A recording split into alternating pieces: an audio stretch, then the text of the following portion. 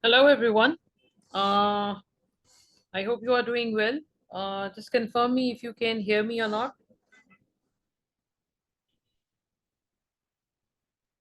Hello, am I audible?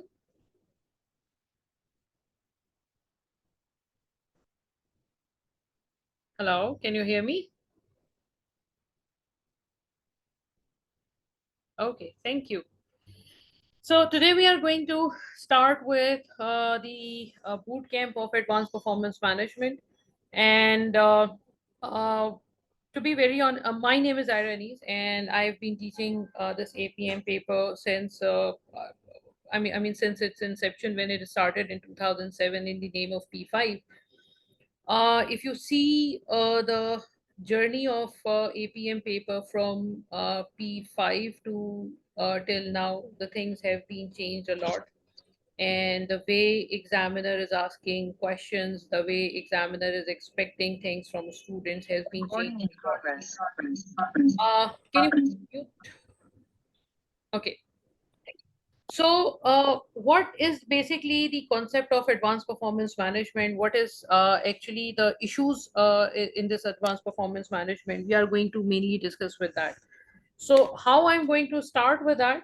First of all, I will start with the basic issues which a student face in their APM paper. What are basically behind the failure? Because I believe that this is very important factor, and students most of the time ignore this issue, that what is actually the problem with them. The second thing which I will discuss is how they can improve. Obviously, you have I mean time is quite scarce right now, but still you can try to practice as many questions as you can from now till the examination time. Then we will discuss how to deal with the professional marks, and then I will show you some sample answers of students which has been released by ACCA, and the examiner comments, that how what were the comments which has been made by the examiner, in which areas examiner was comfortable with the answer, and which areas examiner was not satisfied with what students have written. And at the last, we will do one 50-mark question, and we'll try to complete it uh, as much as we can. So let's just start with the basic idea. Okay, fine. Can you give me your introduction? There are five students with me. Are you all going to attempt APM paper in September, or is anyone here who is going to attempt, who want to attempt it in December? Number one. Number two, uh, is this going to be your first attempt or not? Because this question is really very important for me. So, can anyone? I mean, can you start your introduction? Anyone would like to volunteer?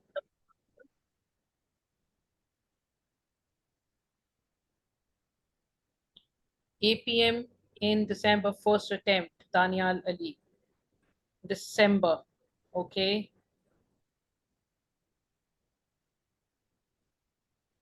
Uh, First attempt in September. All right. Uh, Brian, have you attempted this before, or is this going to be your first attempt? I've attempted this paper. Not, I Sorry. think sometime I've attempted this paper sometime in 2005. Okay. I think just a second.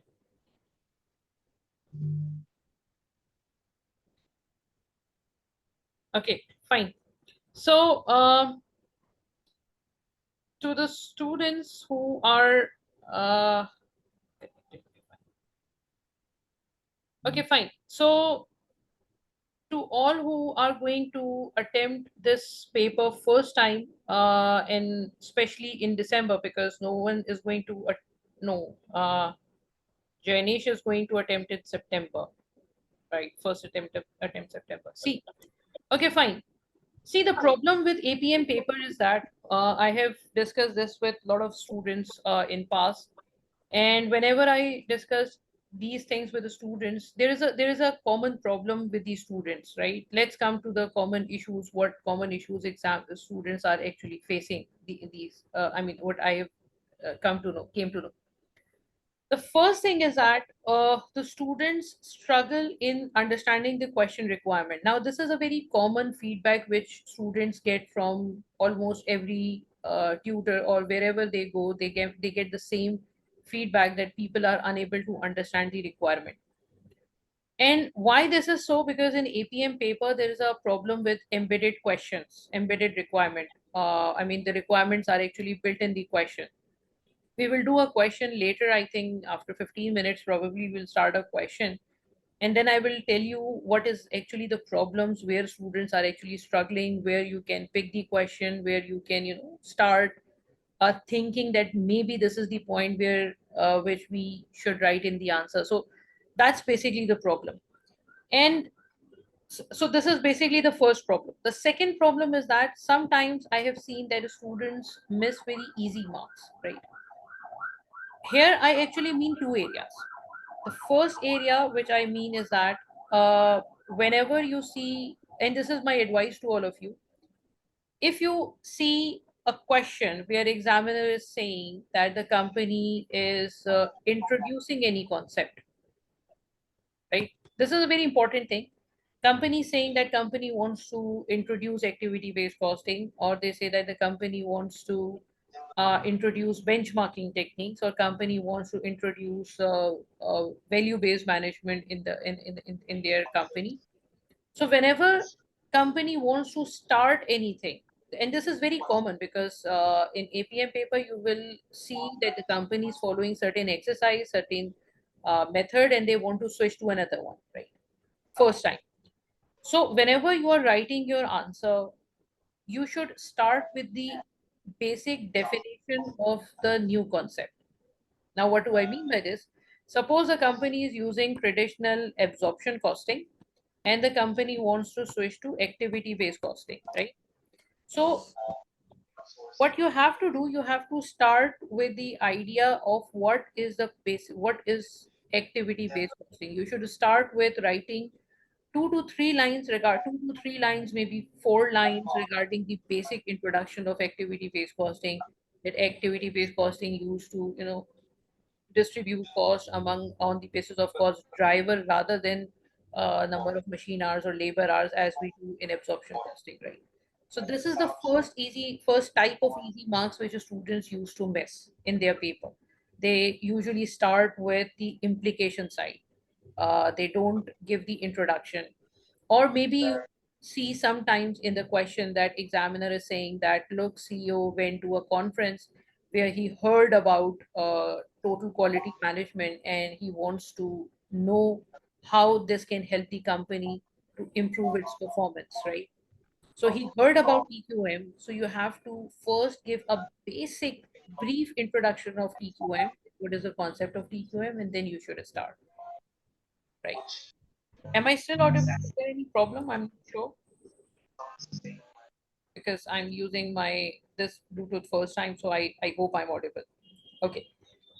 Then there is second type of easy marks are something which I say that, for example, there are very, I mean, your paper, whatever, if your paper is of 100 marks, right? It's not possible that all 100 marks are difficult, right? how they how examiner make the paper is composition is usually one part, one question may be tricky, where students will struggle. One part will be average, and there will be a certain proportion in your whole APM paper where you will find very easy to attempt the question, right? For example, just some, maybe some advantages or disadvantages of certain things, or maybe some requirement where you can very easily figure it out that what you want, what you should write in this answer, right? So these are few things which you should first identify, that where you are comfortable and which thing you can write very easily, which topics you have already covered, right? Then the difficult part, we will discuss it later, that how to deal with the tricky part, how to deal with the problematic part. And what the question which I have selected, I believe that this is a kind of difficult question which I have seen in APM paper. It's not a traditional one. Usually, this type of questions is difficult for students to understand. Does APM need PM revision and calculation? Okay, fine. I have taken your question. I will respond it to you after discussing all 6 points. Okay, let me introduce this. Let me try to respond it now.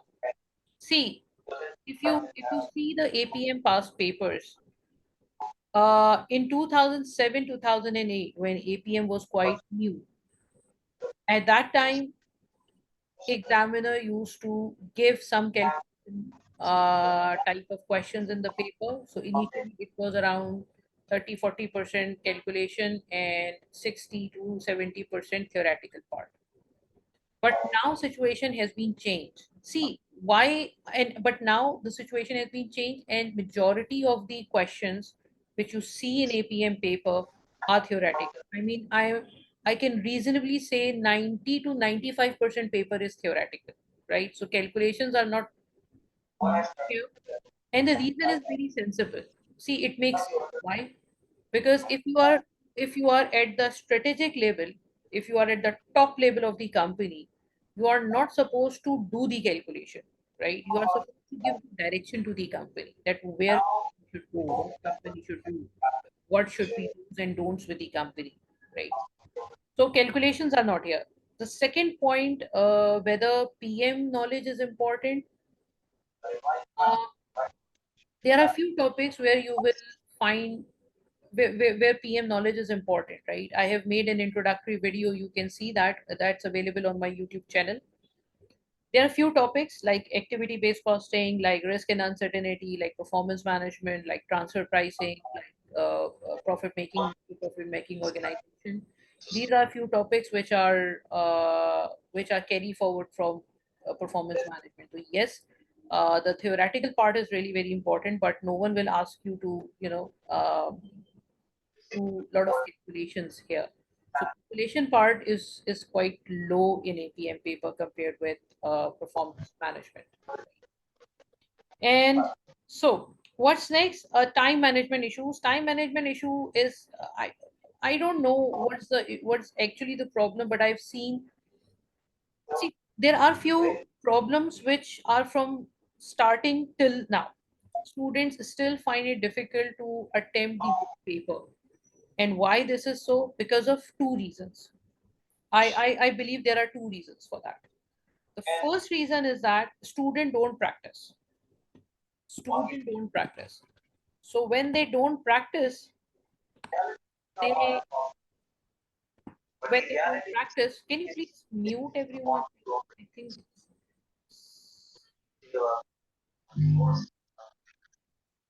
okay.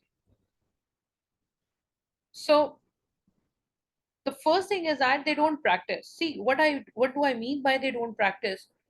If you now recall your performance management or your FM paper. If I tell you, if I teach you variance analysis, what you do, you start practicing those questions: mix variance, yield variance, quantity variance. Student used to practice 2, 3, 4, 5 questions, and when they are comfortable, they say, okay, fine, now I'm comfortable, I'm not going to practice any more question, right? In APM paper, there is a problem. Problem is that students think that since this is a theoretical paper, so they attempt the paper like this. For example, there is a question, they saw a question, they saw the requirement. What I have seen students doing is they write, okay, fine, the first point is important. First point, sorry, just a second. Sorry for the glitch. Okay. They see, okay, fine. They write the first point, they write the second point, they write the third bullet point, and they're saying, okay, fine, this is a 8 marks paper, and I know that first point is important, second point is important, third point is important. They don't write complete answer. They don't write complete answer. Why? because they think that, okay, fine, since I know these points, I can elaborate in the paper. I can do that. Maybe they don't have enough time for that. This is actually the problem. This is actually a serious problem, because if you have written two questions based on benchmarking, or if you have written two questions for let's say value based management, or two or three questions related to any other topic, you can, it will be easier for you to recall in your examination scenario. When you are writing the when you are attempting a question, you can easily recall those things which you have already written before, right? And that increases your speed of doing things, right? Fortunately, you are attempting in an era where everything is computerized. In when the students were attempting manual paper, it was literally a big problem. But now you can cut, copy, paste, so things are not that complicated. But this is basically a problem. Students used to take more time as compared with what they should have taken in the examination paper, right? This is the first thing. um so time management is basically an issue, right? The second thing which I believe, which actually create problem here, is that they write so many unnecessary things. Especially if someone is from Pakistan. Here we have an issue that people think, or maybe there is something in students' mind, that the more I write, the more I get marks, which is wrong, which is technically wrong, right? So do write according to the marking scheme. That is really very important. And if you are writing too much, it's wasting your time. It's going to irritate the examiner. Not exactly the examiner, it will irritate anyone. If I ask you and you can write and you can complete the answer in half page, why you are writing 1.5 page for that, right? No one has time. So try to write, summarize, but complete answer. I know this sounds quite childish, but this is something which the students are actually facing in their exams. See, if you read the examiner report, examiner will not tell you that this is the problem, but examiner usually uh, say negative, not negative. Negative is not a good word. Examiner usually complain in fourth question. That fourth question have not been satisfactory mostly. Why? Because by the time you are at the fourth question, I mean last question. I don't mean sorry, third question. I don't mean sequence wise third. I mean the whatever question you are performing at last. Examiner used to complain about that this thing has been done in a hurry, in a I mean he can figure it out that students were not having enough time. Mostly it's third question, right? That's basically the issue. Initially, it was an issue that students don't consider professional marks. Still, it's a problem. I will come back to professional marks later in the next few parts. Um, don't consider marking a scheme. This is something which I don't know why students are still doing the same, repeating the same mistakes. Maybe I'm getting different students every time, obviously. If you ask the students why you fail, they don't know. They don't have any clue why they flunked in APM paper. They said, I did well, but I don't know why I failed. Look, the problem is that you have not seen examiner report. The problem is that you have not seen marking scheme. So you don't have any clue that where actually you went wrong. It's really very important to understand, and this is the sixth point as well. It's really important for you to understand why you failed, right? I have seen I have seen few students who attempted APM paper 4 to 5 times, and every time they come to me, they say, "Ma'am, I did right, I did everything perfectly, but I don't know why I flunked." See, the point is you are not reading the examiner report. You are not reading what complaints examiner is having. So if you really don't know what is the issue, how you are going to address that problem? You are repeating same mistake again and again. So that's basically the problem that needs to be addressed, right? Now, how to improve this part has already been considered, but still, let me try to highlight the issues. Read the requirement. This is important, and read and address all the requirements. Now, why all requirements is important? Because of embedded requirements. Because there are few, examiner will tell you the requirement between the lines. So you have to make sure that you have identified each and every requirement, because sometimes examiner will say that, look, the CEO wants you to explain the benefits of something along with its disadvantages. That along with the disadvantages has been written somewhere else, maybe after one or two lines. Somehow you tend to forget that. So that's also important. Now, justification. Now, this is, I believe, the most important thing in P5. Justification. Let me try to draw this. Justification is something, I don't know how many times I have discussed this. If you are not justifying your answer, no matter how much you are writing, you will fail. I know it's very harsh, but if you are saying, if you are telling the examiner, let me give you an idea. You are telling the examiner that, let me try to write if I can. You are telling the examiner that, look, return on capital employed is not a feasible performance indicator.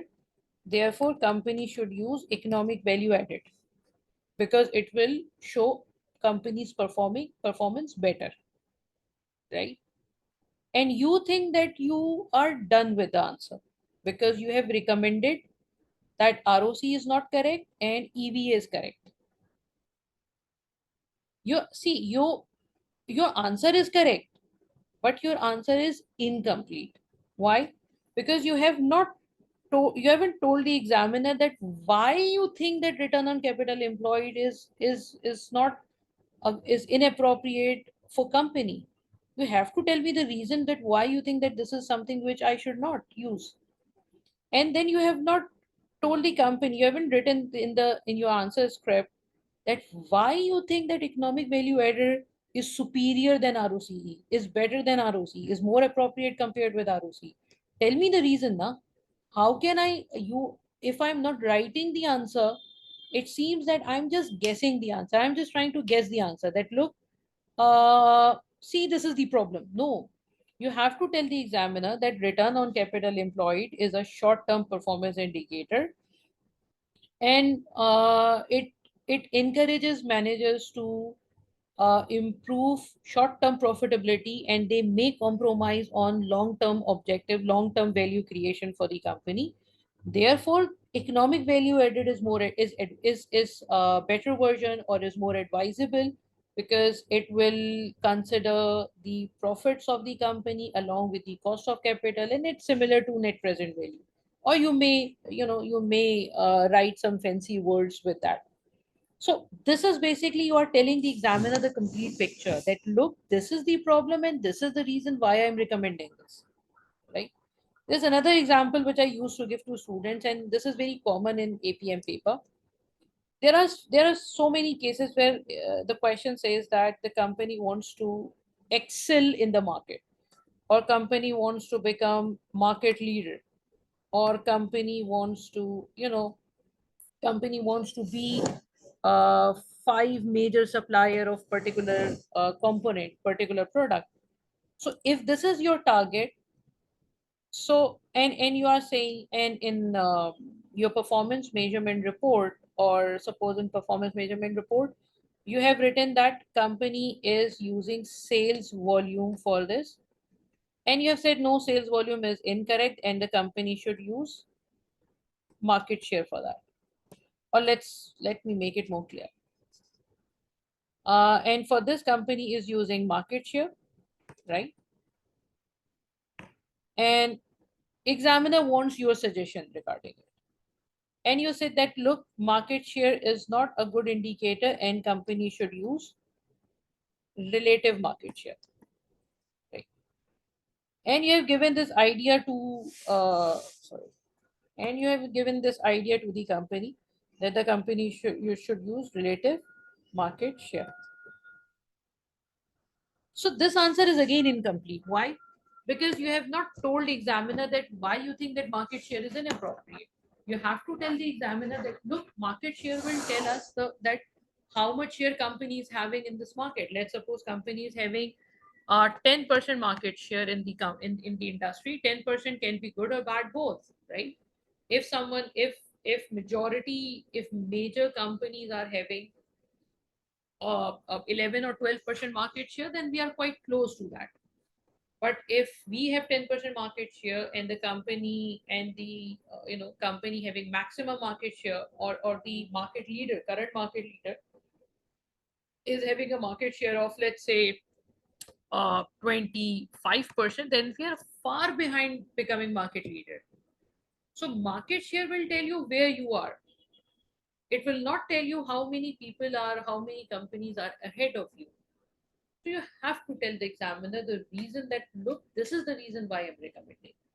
And trust me, if you see the examiner report, in every examiner report, examiner is complaining regarding this. That the students are just writing this, that the company should use this, company should do this is good, this is bad. Why this is good? Why this is bad? Why company is using this? Why company should not use this? Reasoning is the most important thing. If no matter you are writing the correct answer, if you are not writing the reason, examiner is not going to pass you. Unfortunately, that's the case. Right? Even if you are writing the advantages and disadvantages, there are so many cases where examiner say that this, look, CEO wants you to CEO wants you to highlight the disadvantages of the company, disadvantages of something. Let's say disadvantages of using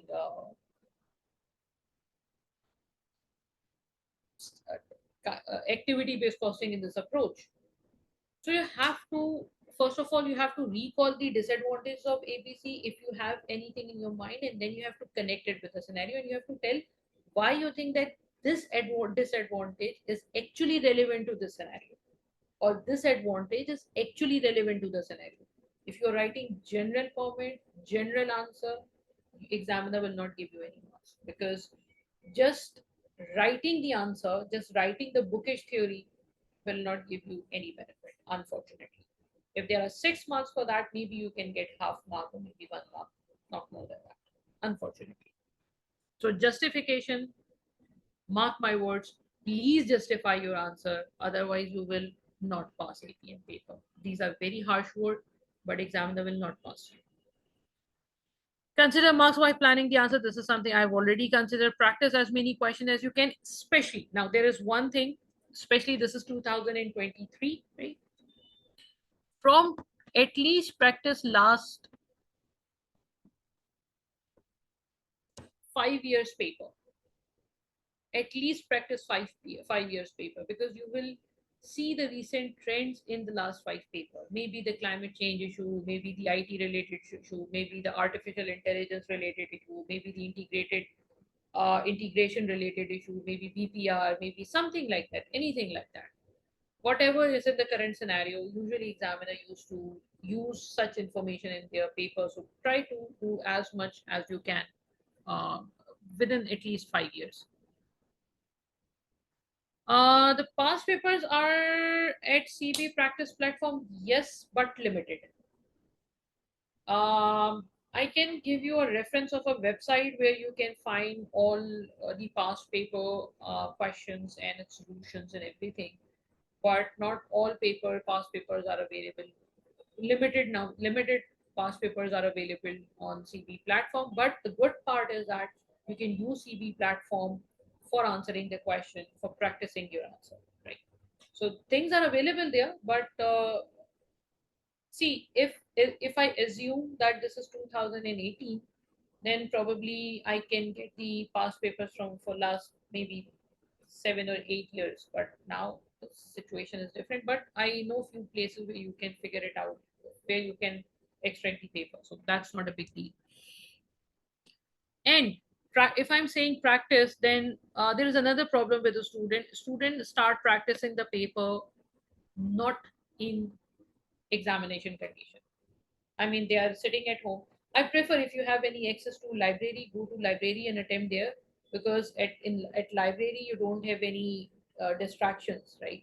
So library is a very good place, is extremely helpful place to write the answer. But if you don't have any option, try to figure out, try to find some calm place. Go there, start a new question with timer, without mobile. Don't use mobile at all, because once you get a WhatsApp message, you will get distracted. Try to put your mobile somewhere, don't disturb mode. Try to start the question and try to attempt it within time limit, because only in that case you can feel the pressure.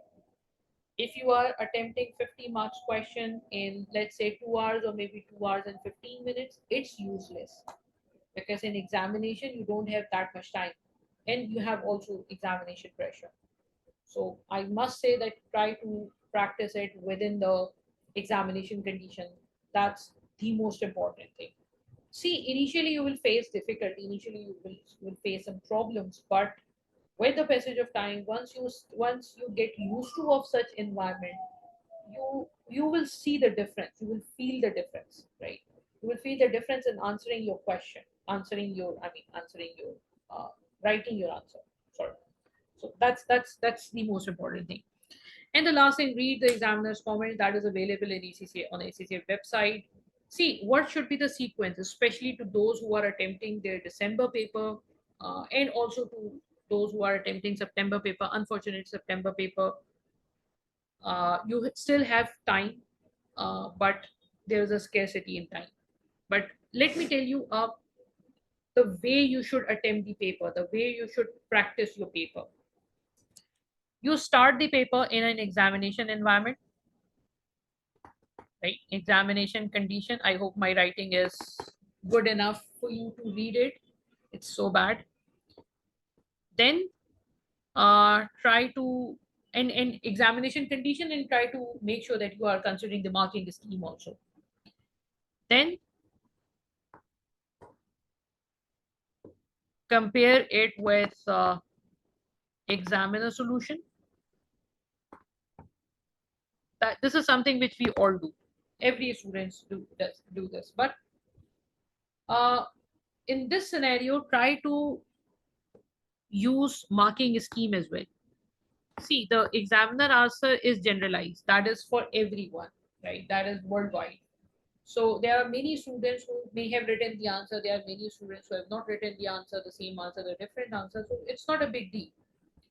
What the main thing which you have to consider is that out of 25 marks, if you are attempting 25 marks question, out of 25 marks, you should at least get 18 to 20, because getting 18 to 20 marks in normal scenario, I mean, you should try to go for 25, I mean, but at least you should get 80 to 20, so that when you are in the examination condition, you can discount that, because in examination condition, obviously things are quite different.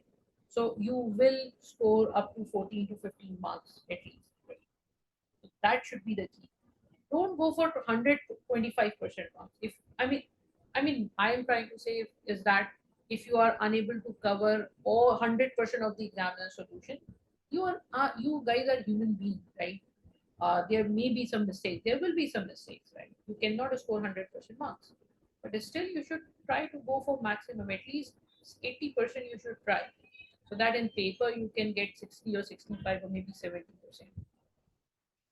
And then try to identify the mistake and don't repeat them. Please don't repeat them.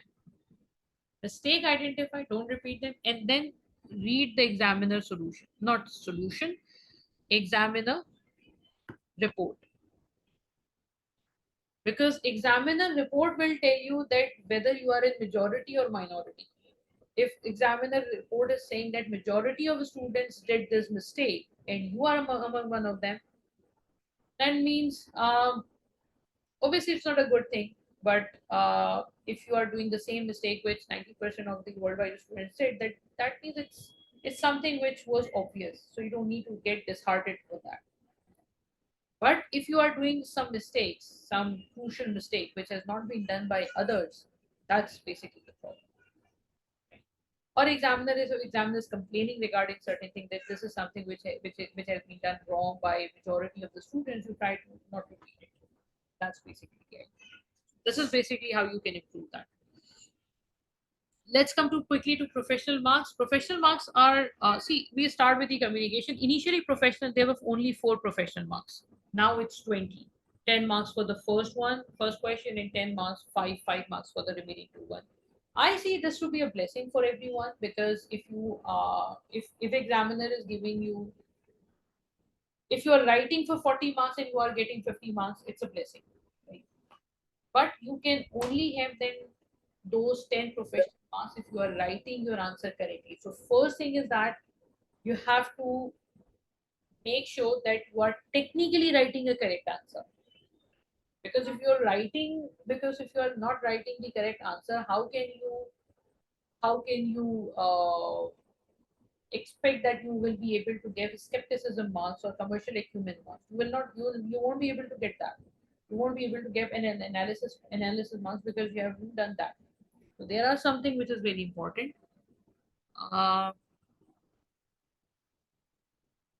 what is available on YouTube?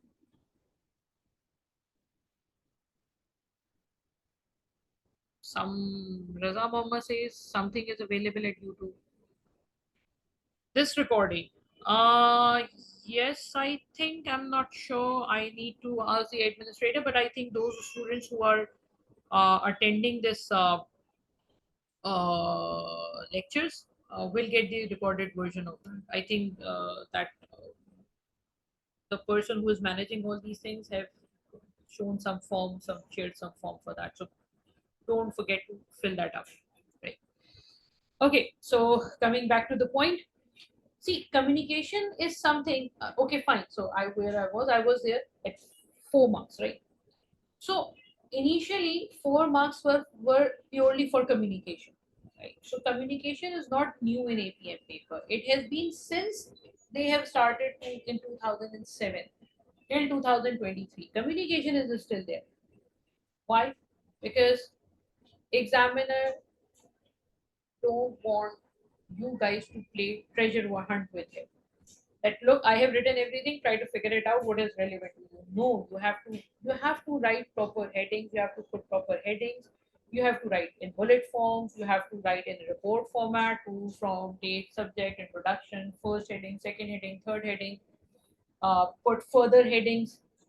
These things are quite important. I will show you, if times allow you, I will show you. Okay, fine, let me show you something. If I have, just something came into my mind. Can you see this notebook screen? I hope you can. It's a question which I did within my regular class. If I can see that. Um, just a second. I'm trying to. Yeah, Shivin Company. I'm trying to tell you the importance of communication. That how communication is important. Don't worry. This is something which we did in our regular classes. So things are quite messy here. But I mean, mark version is here. See, I'm trying to communicate this communication part to you. This is the first way of writing the answer. Let me try to highlight what is written here. There was a requirement to identify the presentation related issues in a question. I don't know if you have done this question. Shivin Company is a very famous question in APM paper.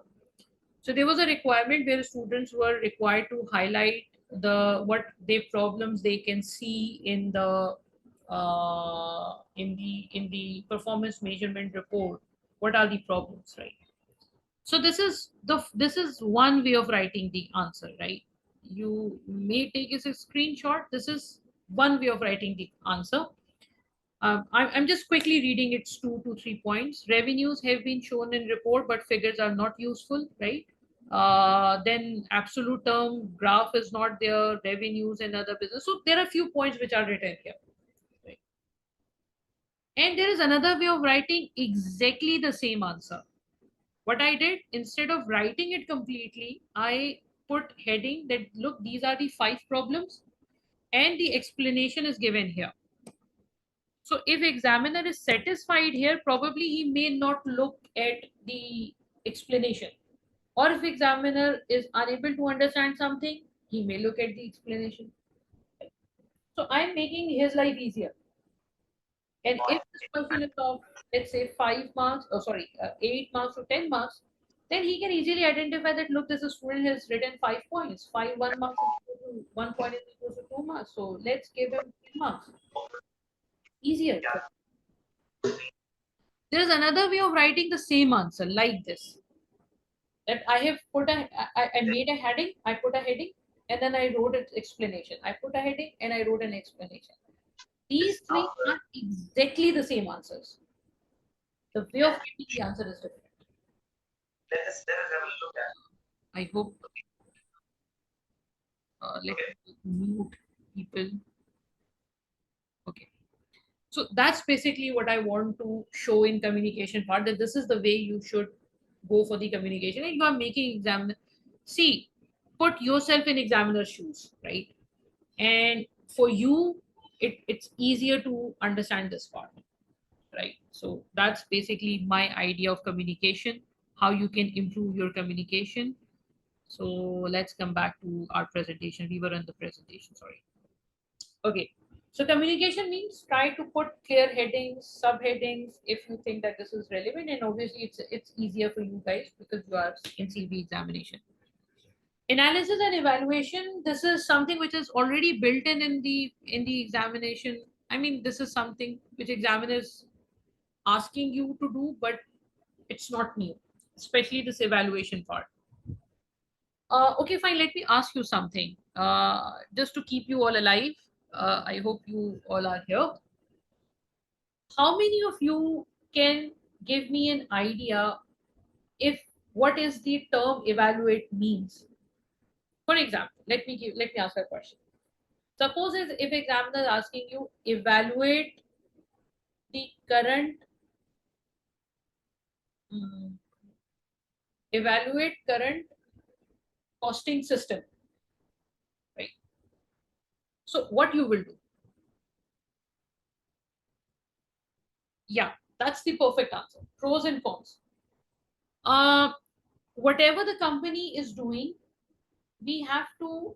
If there are two scenarios, the company is doing everything perfectly, and the company is not doing everything perfectly. So if I have seen a question, I don't remember exactly which question was that, but there was a question which has been examined in past where company was mostly doing correct things and the students were confused at what to write. It's not a big problem. If you are saying things are fine, you have to tell the reason that look, this thing is doing. I mean, let's take an example that the company is using.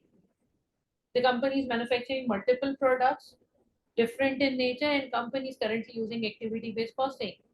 And examiners asking you to evaluate this thing, you have to tell that it defines as the company is using multiple products. This is good, and you have to write everything in a positive manner, right? Or if you are criticizing something, you have to tell the reason why you are criticizing, and uh, sorry, if a company is doing something good, you have to write the reason, justify it that this is good, proceed. If company is not doing something good, write the reason that why you think that this is not good, and proceed. So evaluate again comes to that justification part. You have to justify everything, right? Analyze and evaluate, right? Skepticism is very simple. Skepticism is something which was not present, which was not the compulsory factor in the previous paper, but now it is. Skepticism actually means that we need to raise a question if we see that something is not done good by the company, is something is inappropriate, but it's still it's you don't need to raise question on everything. Few things, fine, not everything. Professional acumen, I have seen a question. Let me tell you solution which student has written. Probably that is the reason why examiner is so furious about it. There was a question where a student has written that the company should restructure, redesign its factory to apply activity-based costing. This is the most ridiculous answer. You cannot restructure your factory just to adopt an activity-based costing. How can you even write that answer? Professionally, it's impossible. Professionally, it's not correct. It's incorrect. So you have to write the reason which is feasible, which is valid. Don't write. So this is something which is which I've discussed in all these four things. Now, I just want to put few. This is also available on ACCA website. I think one of yeah. This is the link. Uh, this is a sample answer which has been written by a student, and the bold is the examiner comment on that. Right now, just see this. I don't know this. If we don't know the scenarios, we have not done this question because this question is of 2014. So obviously, it's a very old question, but relevant. Right? It represents the results of two subsidiaries separately along with the total result. Right now, till here, sorry, till here,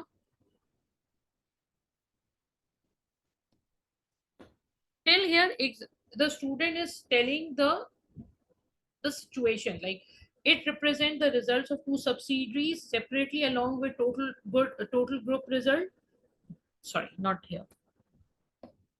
Sorry, I'm unable to till this part.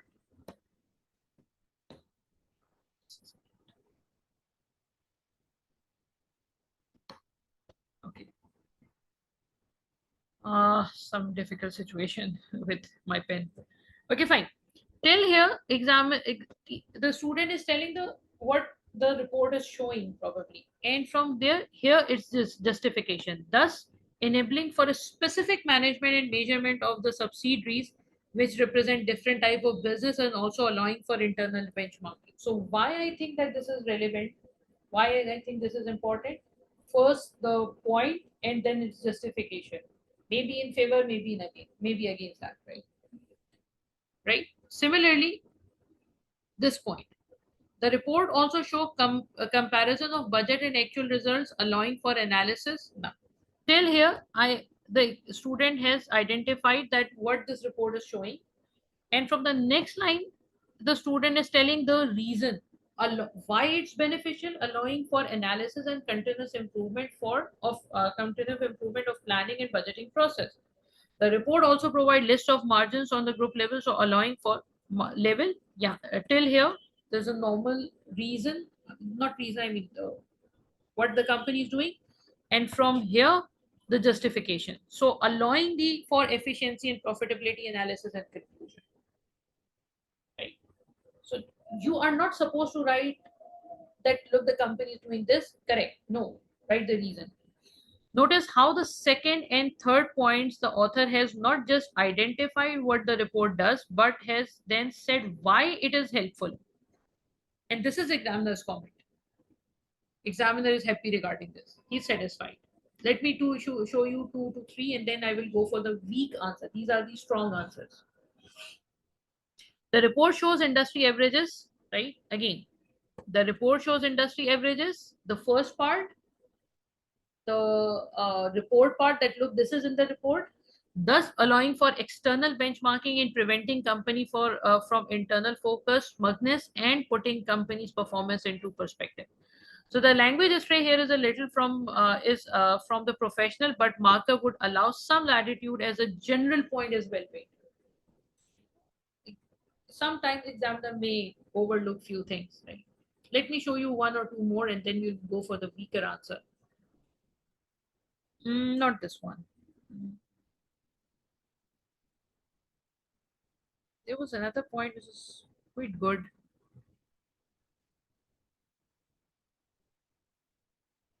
Yeah, this part. This is also this is another thing which examiner has highlighted. Now I would like you to read this. Okay, let me read this. As we know, cafe and juicy are very different type of business. This was something in the question. Cafe is a mature business. Probably this information has been given in the paper. Cafe is a mature business with a saturated market and low expected growth, whereas the Juicy is young, rapidly developing business. According to the BCG metrics, they can be classified into cash cow and star respectively. So it would be logical to introduce different measures for them.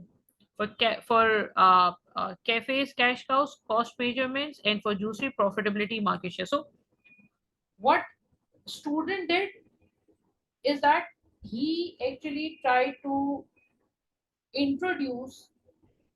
I mean, I am a student and I've seen that there are two products. One product is at the later phase and the one product at the initial phase.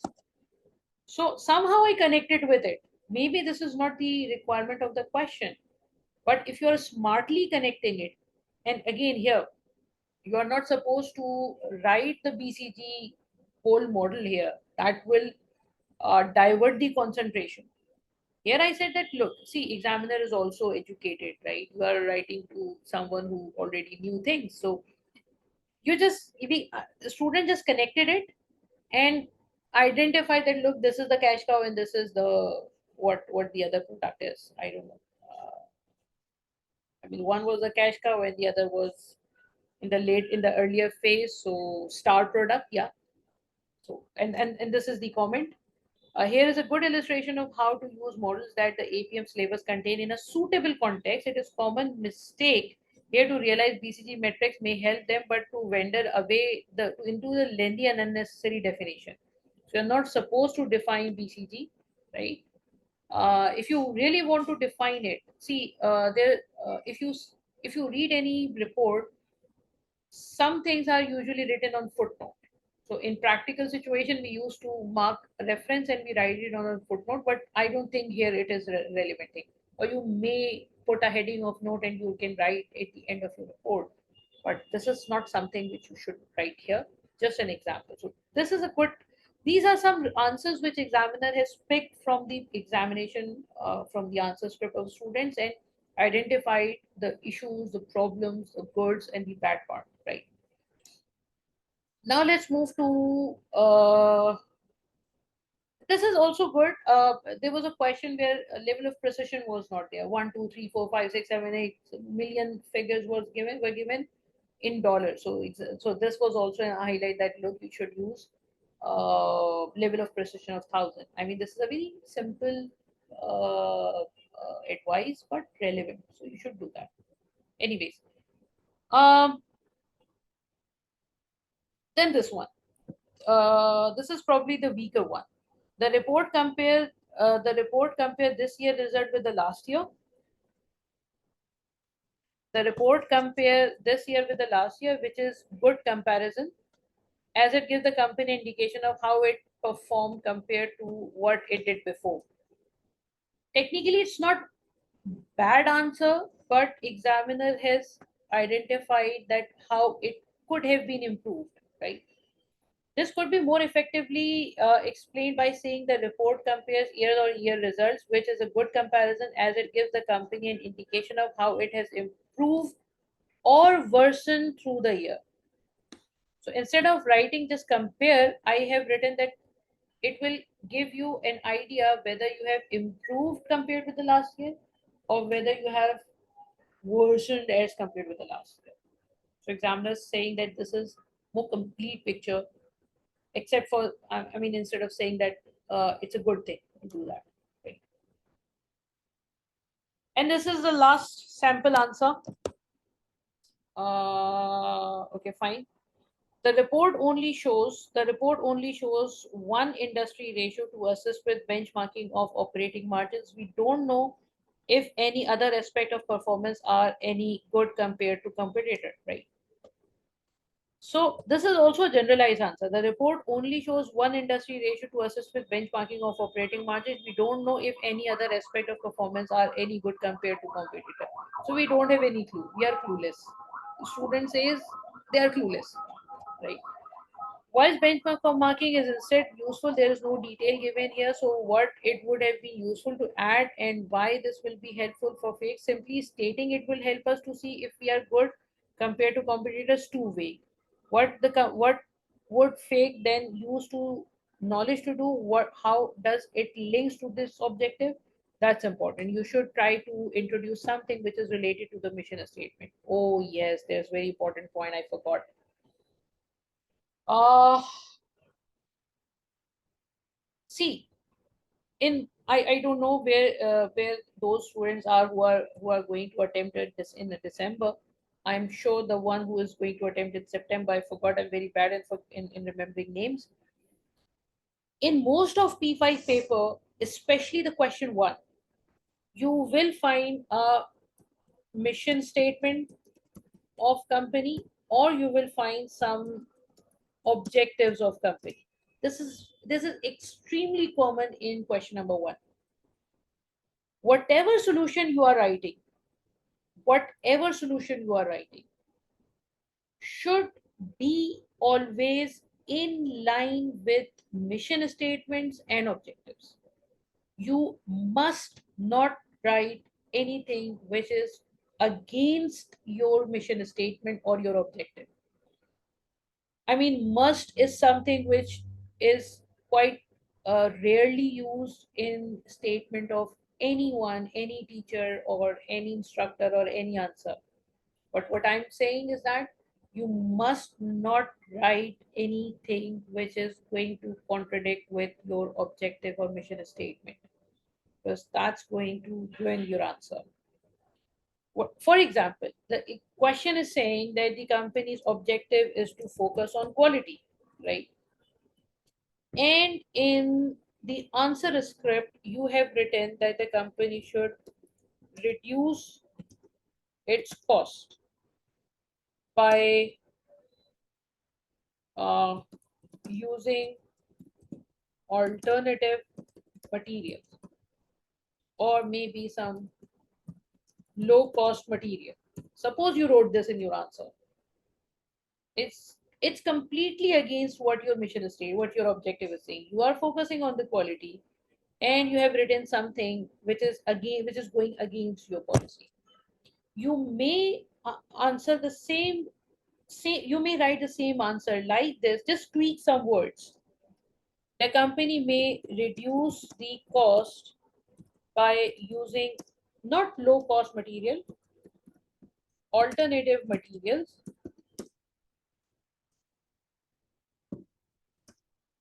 without compromising. Mm,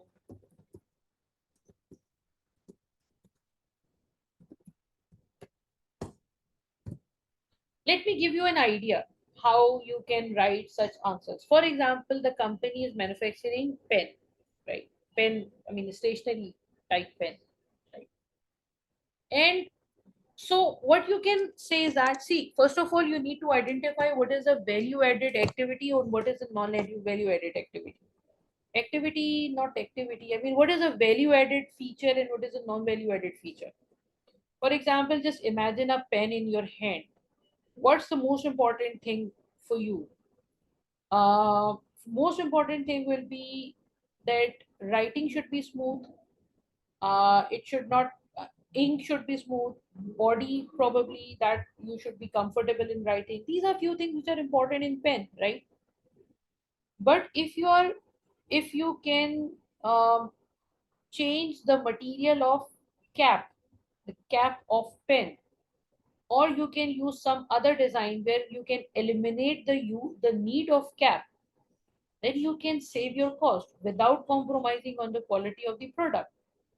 Because in case of pen, cap doesn't matter, because cap is not adding any value to the product, right? Or for example, let me give you another example. For example, you are manufacturing a product. Let's suppose mobile, right? You are manufacturing a mobile. uh, I mean, in 2005, 2006, where there was Nokia 20, I'm forgetting its model number. I think it's 1100. Yeah, there was a mobile set of Nokia which was known for its durability, because at that time people used to keep mobile for a longer time period. So for that, there was a very common saying that if you drop mobile from the second floor, still it's not going to, it will still survive. But now if I tell you that my mobile is so durable that you can uh, continue with this, you can use this mobile for even 5 years, then do you really think that this matter for the customer? No, this doesn't matter. I mean, durability, reliability may not be a value added feature for a certain product. Technology is more important, right? Camera quality might be more important. So, so reduction in cost in certain areas which are not value added is a reasonable answer, and that will match with your objective. But writing this sort of answer that reduce its cost by using low cost material, this is going to completely going against your mission statement. So whatever you are writing should be in line with your mission statement. You should not write anything which goes against the mission statement, right? And this is mostly in case of question number one. And uh, this is boot camp. Otherwise, I could have shown this to you. I did a question.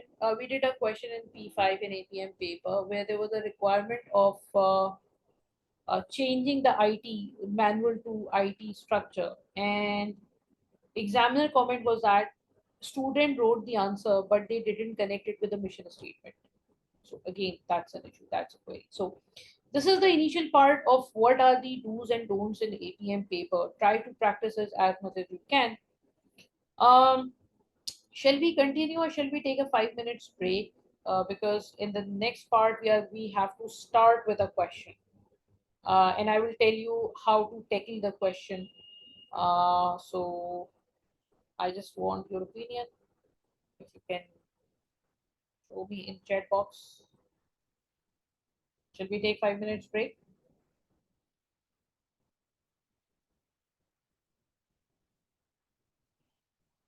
Okay. Um, I think we should take 5 minutes break, right? So right now it's 8:30 here. So we will resume our session after 5 minutes, right? Uh, so 5 minutes break and then we will start a question, right? Thank you. If you have any question, you can write in the chat box. Thank you.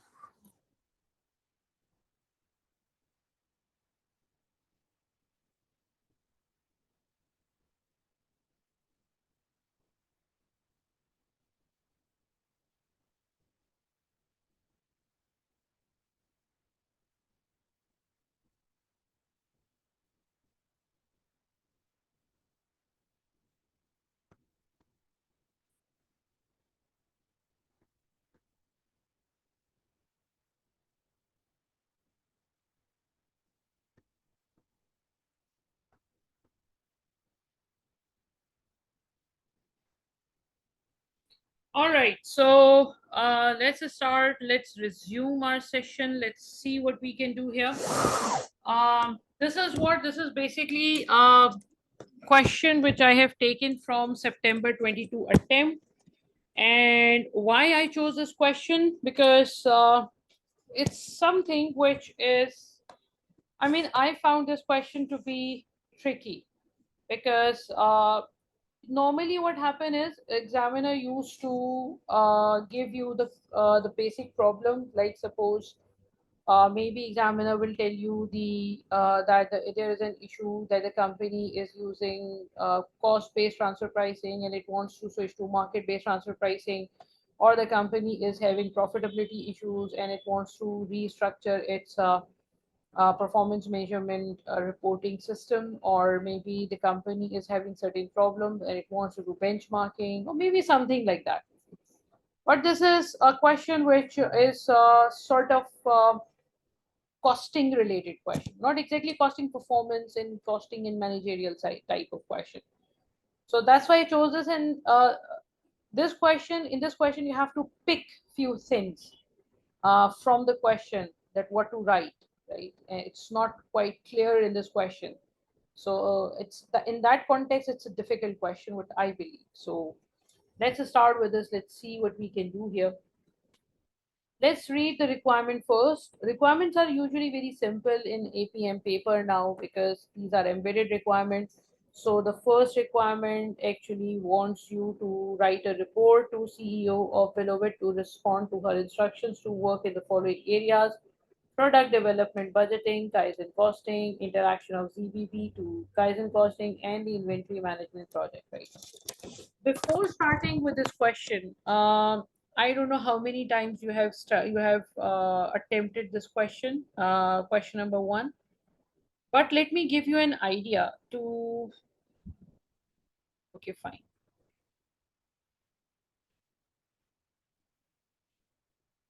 Okay. So what we are going to do whenever you see such questions, whenever you are about to start with question number one, how you can start? See, you always have to, no matter what is the requirement, you have to start from. Sorry. You have to start from two because you are writing a report. Don't worry about what is the requirement. Two, from, date, subject,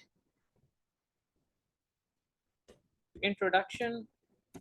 These four lines are compulsory. For five lines are compulsory. Whenever you start with your answer, try to develop a habit of writing these four things: to, from, date, subject, and introduction. Introduction is something which we will write later at the end of the report. And after that, try to copy and paste this requirement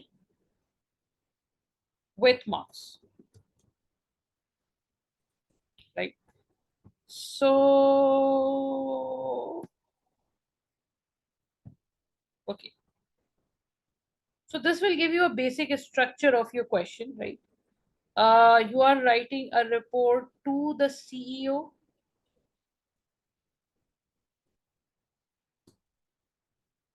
right? From an accountant, if examiner has not given you any post, just an accountant. Or if you get some post from the question, you may write your post here.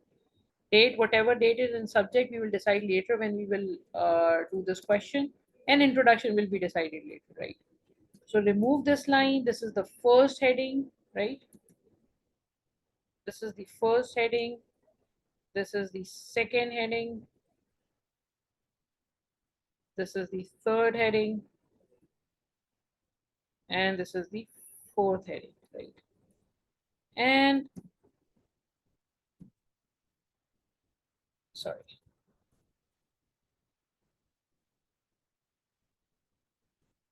I think I made something wrong here. Okay, it's just C, and then there is a D requirement. So Now, this will help you to put your report in a decent format. That there are four headings which you have to take care about. Right, I'm writing in Word because this question was not available in ACCA exam practice platform, so I decided to use Word here. Use whatever for you can practice the same thing uh, in your ACCA examination platform, right? So we this is the basic structure. We don't know what is the question. We don't know what we have to write. We don't know the requirement. We don't know anything. But this is something which you should start with whenever you are starting with this kind of question, especially question number one, because this will give you the basic idea of communication, right? This is starting of communication. First part of heading. Introduction you will write later, right? So you are supposed to write a report for product development budgeting, Kaizen costing, interaction of zero-based budgeting and Kaizen costing, and along with that, what you have to do, inventory management project. So there are four things which you have to do in this question, but what to do, how to do, nothing is given in the question, and you can figure it out by reading the question, right? So let's start reading the question. Let's see what is given what is given in the question. I've tried to kept it in different parts. This is a similar kind of thing which you see in your paper, different modules you will see in your paper. So, okay, fine. Bellevue Manufacturing is a world leader in the manufacturing of temperature sensor. So the most important line is here is that the company is a world leader, right? In a manufacturing of temperature sensor in many industrial processes. So we have a B2B structure probably. It aims to deliver growing returns to its shareholder in the long term. Now, this is a very important statement. See, in this scenario, there are two to three things which you find in normally in such mission statement. Examiner can say that the company wants to have high, wants to return, I mean, want to improve return to shareholder, right? They may want to maximize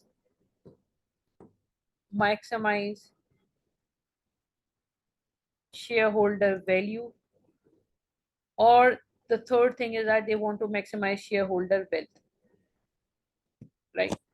There's a difference. If the examiner is talking about return, the examiner is mostly talking about the profitability part, profit to sales ratio, profitability, net profit, something like that. If examiner is saying that you have to maximize shareholder value, then this is the maximization of company's value. So probably you should focus on projects which will have maximum net present value or economic value added or something which is going to improve the value of the organization. And if examiner is saying that the company wants to company that the objective of company is to maximize shareholder wealth, then we normally go with the share price, share price of the company. That how much, that whether share price is going up, whether share price is going down, because that is the real wealth of the shareholder. So these are three terms which is common, which is usually connected with the shareholder, right? So the company aims to deliver growing returns. So the word return is here. That means the company is focusing on the profitability part, right? So this is an important term. It operates now. The next point. It operates in an increasingly competitive environment where gross profit margins are under pressure. So something which company wants to improve. Company wants to improve return, and that is something which is under pressure. In order to address these factors, the board of Belovit has decided that they need to change their strategic approach. So strategy they want to change. They intend to increase the revenue and drive down the cost by becoming more innovative, right? So obviously, if you want to increase your return, if anyone wants to increase his or her return, I mean return of the company, it has to increase the profits. And if you want to increase the profit, you have to increase the revenue and decrease the cost. This is very common scenario, right? And they are doing the same. Drive down cost by becoming more innovative in two key aspects. So they want to innovate in two key aspects: the development of new products, right? This is the first thing which they want to do, and the production process. This is the second thing which they want to do. Now take a pause and try to grab this information in your mind. Try to store this information in your mind. What's the basic idea? The, we are a world leader. We have a B2B business. We have a competitive environment. We want to maximize return to shareholder. And because we are facing some issues in profitability, we want to change the strategic approach. We want to increase the revenue. We want to reduce cost. And how we want to reduce cost? We want to reduce cost by developing new products so that we have more ventures to earn profit, and to innovate the production process, right? So this is the basic idea of the first paragraph. We are getting we have not enough time, so I'm not writing it here, but this is something which you should remember while doing further things. So I have highlighted all these things. We'll come back later. So let's move to the next part. The next part is product development budgeting. This is the second phase, the modules which is usually given on the left side of your exam is usually like this: the first part, second part, third part, fourth, fifth, requirement appendix, right? So we are on the second part, right? Now this is a very important paragraph because now we are getting into the issues of company, right? Currently the business uses standard costing and incremental budgeting, right? Now, I don't know whether that student is still with me or not, but there was a student who asked me that whether PM related topics are important or not, right? Here is the example. Standard costing is something which we have covered in our PM paper, and now examiner is repeating that. So you should have a basic idea of what the standard costing is, where we use standard costing, but you are not supposed to calculate anything, right? You are not required to calculate anything in this question, but you should have a basic idea because see, it's very simple. If you are at strategic level, you should know the basic concept, but if I ask you to calculate a variance, no manager can calculate the variance, right? He gets the report and he decides accordingly. So basic idea is important. So anyways, let's come back. Currently, the business uses standard costing and incremental budgets in order to control costs. So both options companies using is to improve cost, to control cost, to manage cost, right? Um, for a second, can you recall the standard costing? What is the standard costing? What we do in the standard costing? In standard costing, we used to have standard cost, standard price, standard consumption, standard wage rate, standard hours, standard overhead absorption rate, standard cost, profit, standard selling price. So everything is standardized there. And then we try to match those standards. So we used to compare our actual with standard. This is something which we have already covered in our PM paper. And in case of adverse variances or favorable variance, we used to report it. So that's what the cost concept of control cost comes in. Do you have any idea of incremental budgets? What are the incremental budgets? Incremental budgets is something where we take last year, we add provisions or the changes is a better word, and we prepare the new budget for the coming year, right? Now, what is the problem with incremental budgets and what is the problem with the standard cost? Can we recall something? Because if you are reading something, you should not proceed unless and until you have a basic idea, because if you proceed, you will get further information in your mind and somehow things will get complicated. So standard costing is normally used where I'm giving you two options.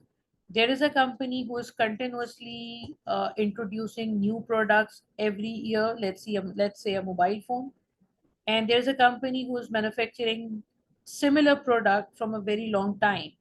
Like for example, a company is manufacturing salt, and it's not changing. It's neither its technology nor the product. Where there are high chances that standard costing would be used, obviously to a repeated business, right?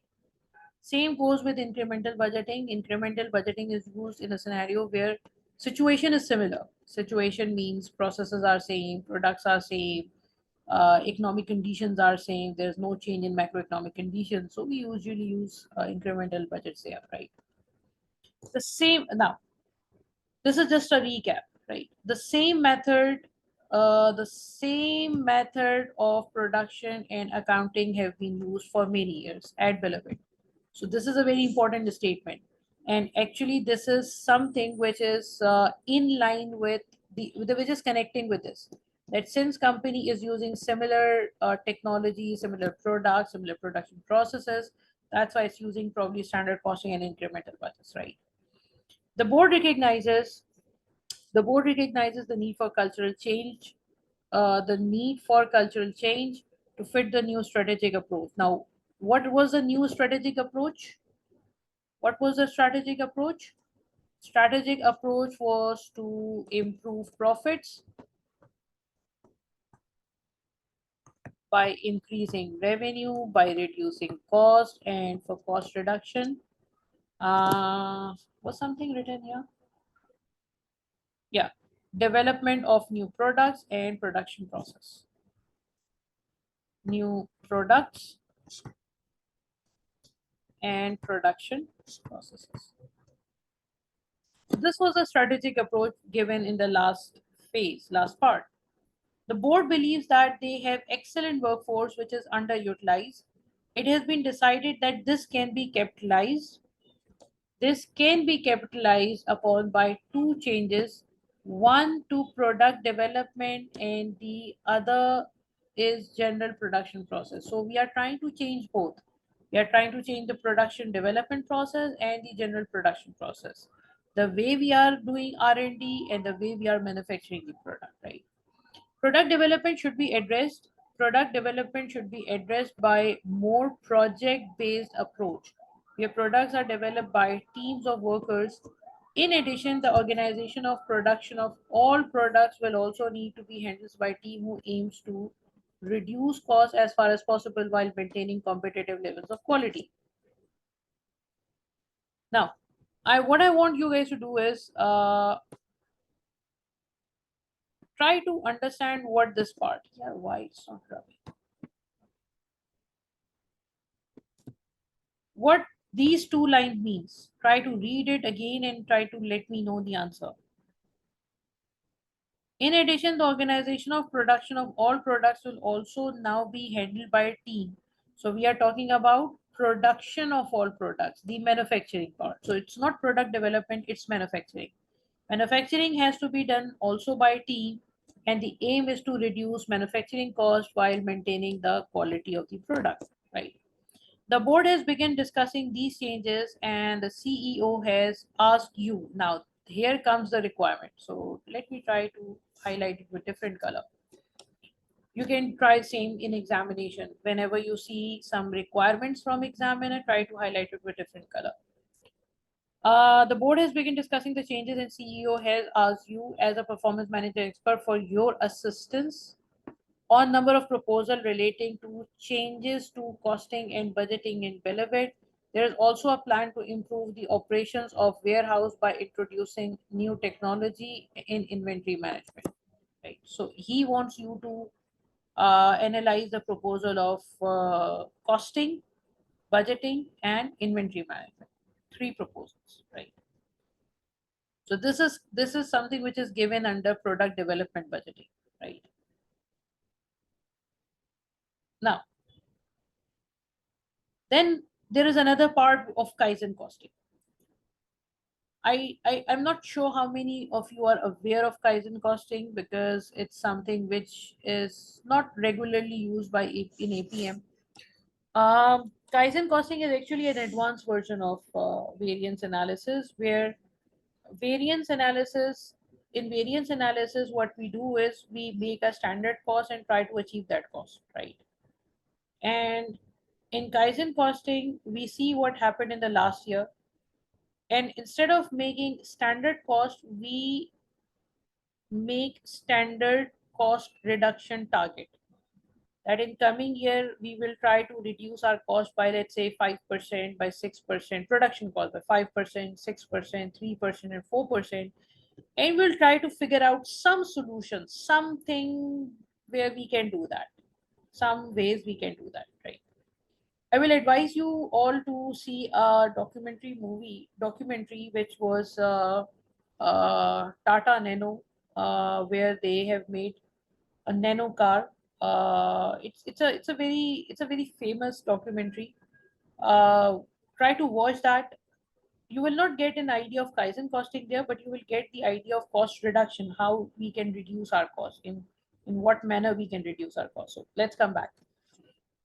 So that's the difference. In standard costing, we tend to meet a standard cost. In Kaizen costing, we try to continuously reduce our cost by changing the product design, material, something, without compromising the quality. Just a basic idea. We are in a boot camp, we are not doing the regular class. So in regular classes, I've discussed this. The board has been investigating. The board has been investigating new methods of production and cost controls in order to achieve the cost reduction needed to remain competitive. The board has been considering various Japanese production control techniques and has shown particular interest in the possibility of introducing Kaizen costing to replace the existing and standard costing systems. As none of the board are expert, the CEO has requested an explanation. Now, from here, we are getting the requirement part. The first requirement, he has requested an explanation of the process of Kaizen costing. So the first thing which you have to do is to explain what is the Kaizen costing. First requirement. The implications of change in costing methods of production management, right? That if we now, what do you mean by this statement? Try to understand the requirement, because here you examiner is telling you what to do. The first one is the explanation, right? What is the second one? What is the second one? I'm giving you a minute to understand this. Think, what is this?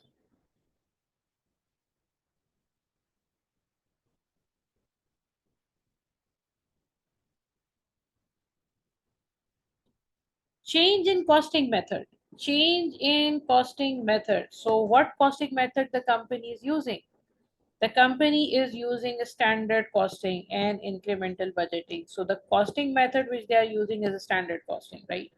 So if you want to change this costing method, that means probably you are moving towards standard costing to Kaizen costing,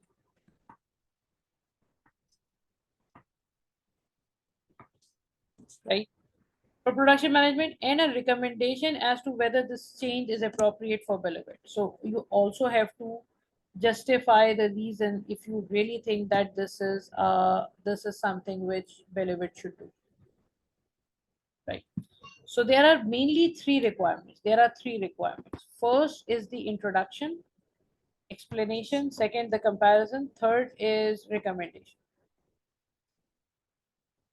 So since the recommendation is required, you should write a conclusion or recommendation in your report. If you don't write it, that means you are missing something. You are missing a very important component. All right. What the third part is interaction of zero-based budgeting and Kaizen costing, right? So in the first part, something about budgeting was given, or something about change is given, then Kaizen costing, and then there is another term. That's why I said that this is a difficult question, I believe. Okay, so what they are saying now, in the discussion of budgeting and costing changes, in the discussion of budgeting and costing changes at a recent board meeting, One director suggested that zero-based budgeting should become the method of budgeting for the whole business. Initially, what they were doing, initially they were using incremental budgeting. Let me try to write it here. They were using incremental budgeting, and now they are focusing to move to zero-based budgeting, right? Another director expressed concern. Now there's another problem. Another director expressed concern that sorry,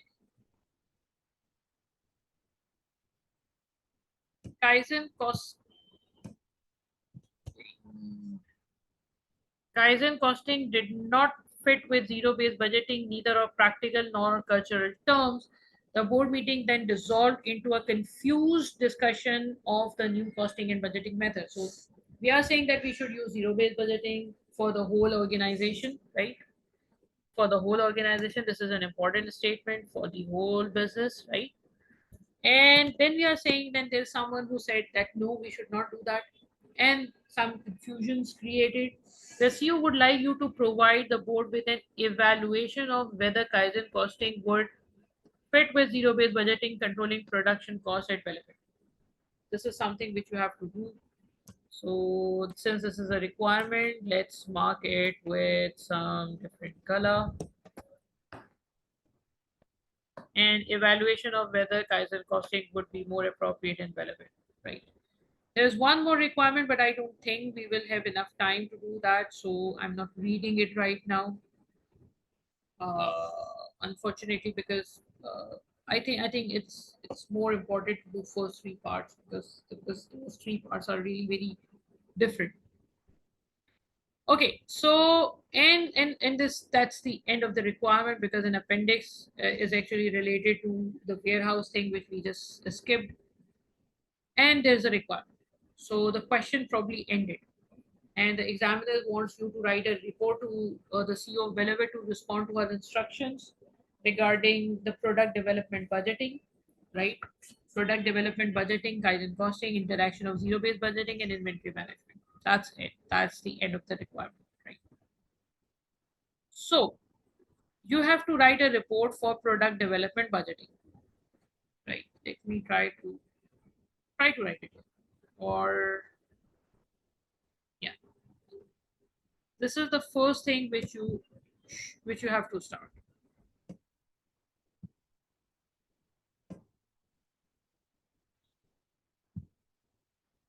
My question is not how to write the answer. My question is what you will write in this answer. There is no clear requirement in the question. I'm giving you 2 minutes to think what you will write in product development budgeting, which areas you will cover in product based budgeting. Just a brief, just a simple idea what to write, and then we'll decide which points we'll cover. I'm giving you 2 minutes to think.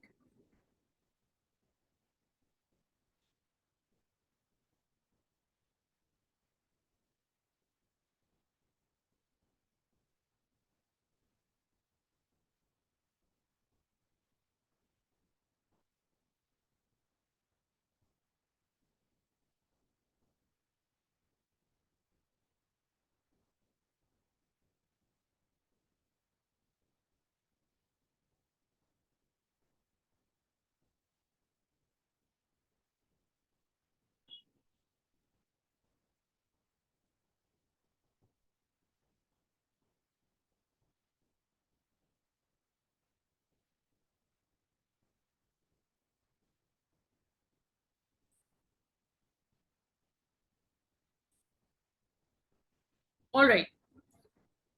Um, See, there are two types of budgeting, which examiner is giving you hint of two types of budgeting. One they are currently using, and one which they wanted to use probably to control the cost. That is not given here probably, but that is given in the next part. Uh, Not here, in this part. In discussion of the budgeting costing changes, reason one director suggested that zero-based budgeting should become the method of budgeting for the whole business. In this part of the question, examiner is giving you a hint that company wants to adopt zero-based budgeting, right? So in the first part, what you can write, companies using incremental budgeting, company wants to switch to zero-based budgeting, and you have to write a report on product development budgeting. How you will start? Tough question. Second, sorry. Look, um, first of all, I'm giving you a brief introduction, what to write. Okay. First of all, if we are criticizing on incremental budgeting, let me use a different color here. If we are criticizing on zero-based budget, incremental budgetings, that look, this should not be, the company should not use this, then we should have a solid reason behind it. We should have a reasonable reason to criticize that, right? So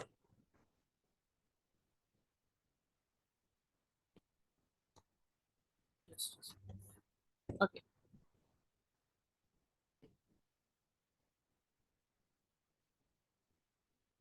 incremental budgeting, right?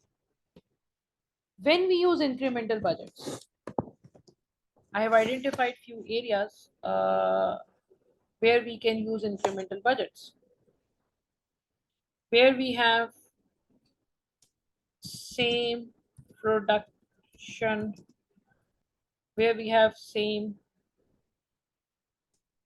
production processes, right? And where situation is usually same, right? So right now companies using incremental budgets, which makes sense because the company is using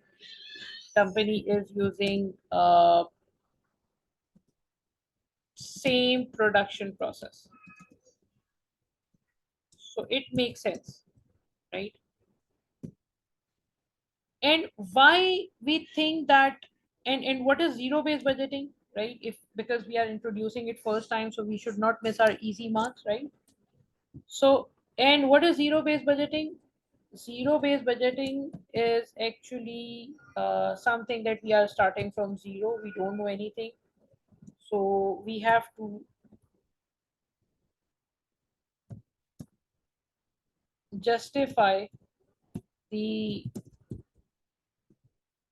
inclusion of all expenditures, right?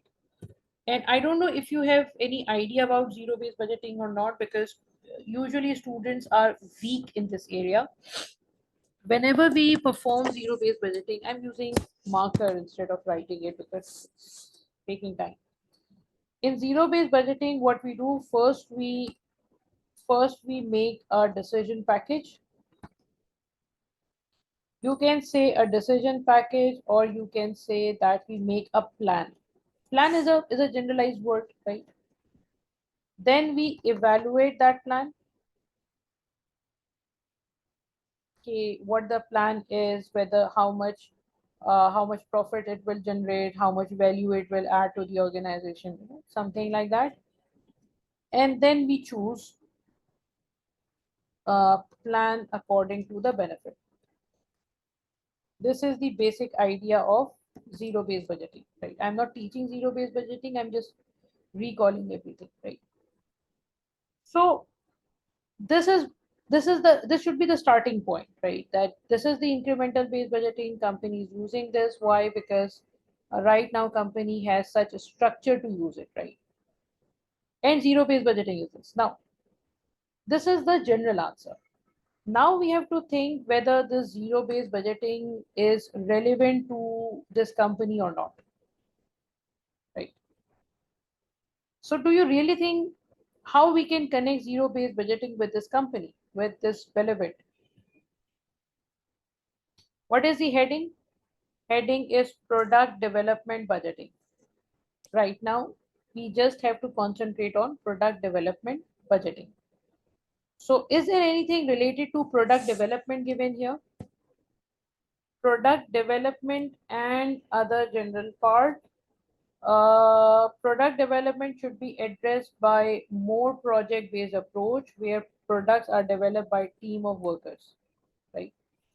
So what we are doing, how we are developing the products, we are project-based approach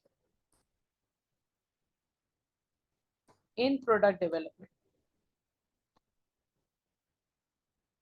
and there will be teams who are supposed to work according. In that case, there will be teams working in this.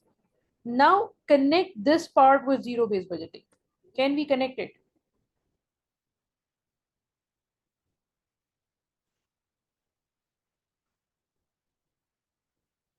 Tough call.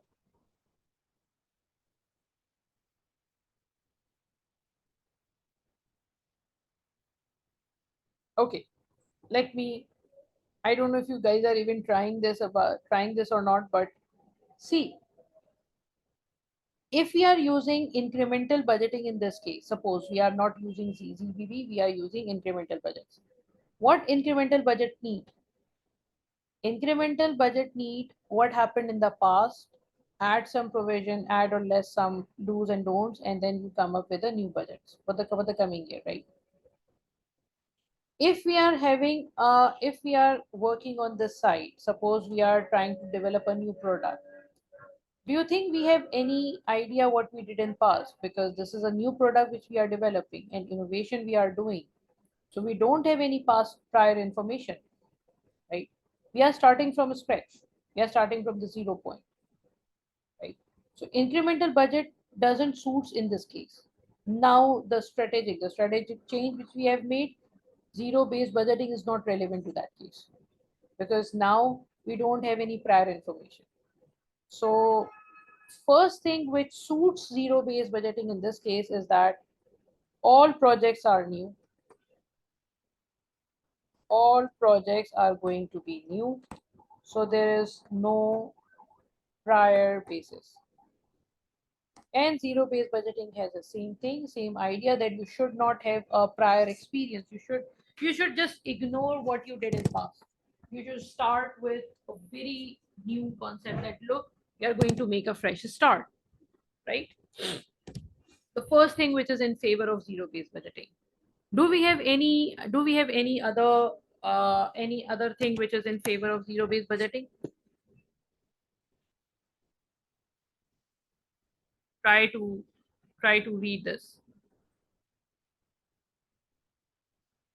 Evaluate the plan evaluate the plan, right? So for example, we have developed three products: product A, product B, product C, product D. There are four products, and we have to finalize that which product we should develop. We have identified few products, we have made some initial points, and now, because there are two things, research and development, right? Research means we got a new product. Development means that we want to, develop the product. Because that product is successful, we want to develop it further. If we have funds to support two products, which two products we will support? The product which are most beneficial for the company. And what was the objective? Objective was to improve the profitability. So probably what we will do, we will pick those projects which has high profitability ratios, because that is in line with the objective of company, the mission statement. And that's something which I highlighted in the last part, that whatever you choose, whatever decision you make, should be in line with the company's policy. So since we want to maximize the returns from the product, probably we will choose the projects which has high profit to sales ratio, right? So probably let's suppose product A and project C we chose, product B and product D were not highly profitable. So we can use zero based budgeting to allocate our funds in most efficient manner, right? So this is basically, and evaluate also means if you are in line with the company policy. So zero based budgeting is going to help you in this regard. And the problem with incremental budgeting, there's one other problem. Zero incremental budgeting tends to carry forward the past mistakes because we continue with what happened in past. Zero based budgeting is not supposed to do that. Right? So this is basically how we can plan this answer. Right. I don't have enough time to write the complete answer, and obviously students get bored, started getting bored with what she's writing. So what I did is that I just wrote an answer, which is, I already written an answer, which I just want you to read a little bit, and then we'll proceed. See, and now comes to that communication part. To, from, date, subject, introduction, we'll write it later. The first heading, I forgot to put the heading number. The first heading I put is comparison of incremental and zero based budgeting. Right. Currently, I'm just reading it quickly. Currently, the company is using in, it should not be company, it should be the name of company. Is using incremental budgeting is an approach where budgets of the next year is based on what happened during the last year and then making adjustment in it. In contrast, zero based budgeting. So we have made a basic idea what these both concepts are. Zero based budgeting, and this is the introduction of zero based budgeting because this is a new project for the company. So company has no idea regarding it. So we just made a clear point that what is the zero based budgeting, and then relevance to the company. Beloved is currently facing challenges regarding profit generation, is trying to control costs. The company is also focusing, again, not company, it should be Beloved, is also focusing on innovation to remain competitive. And zero-based budgeting seems to be appropriate approach. Why? Because it will help the company in issuing funds to the project which are innovative and tend to generate long-term returns. Right? This can be done by ranking the products according to their benefits. ZBP will also be suitable in a strategic shift to the company towards product development, as product development teams work on project-based approach with the new product development has no prior experience. The company has asked to has company can ask product development teams managers to make decision packages regarding. Now this is a further detail that you have to make. See, this is something theoretical part that whenever you make the plans, you usually make plans in different parts. The basic plan, the incremental plan, and the incremental plan. So if you see the zero-based budgeting theory, you can easily identify. So I am not going to its detail right now. So we have, I have written a basic concluding related point that considering discussion, it seems appropriate for Beloved to use zero-based budgeting in product development department. Right. So this is a basic idea which we communicated. Right. So my point is that this question was quite vague in its requirement here. If you don't read the whole question, suppose if you haven't read this part of the question, this part which I have highlighted with a very pathetic type of color, this part, then probably you won't be able to understand what to do here. So it's very rare that some C part is connected with part A, or probably you will get an idea from part C for part A. But my recommendation is do read the whole question. That's important, right? Now let's move to the next part. The board has been investigating new methods of production and cost control, right? In order to achieve the cost reduction needed to remain competitive, the board has been considering various Japanese and introducing Kaizen costing to replace the existing. So we said that there are three requirements. The first requirement is the explanation of Kaizen costing. The second one is the implication of change. What change this will bring if we use Kaizen costing in this scenario. And the third one is recommendation whether this change is appropriate for Beloved or not. So first of all, you need to identify what is the Kaizen costing, what we do in Kaizen costing, right? And then we will proceed further.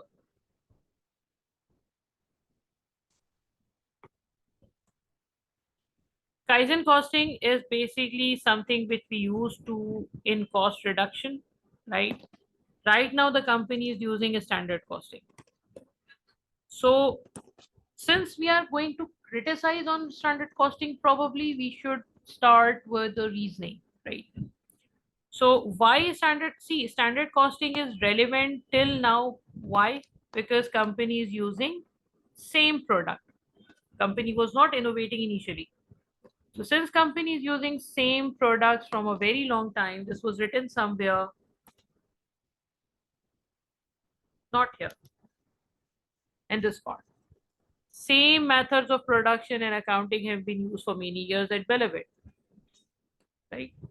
So this is something here. So that's why standard costing is relevant, because we are able to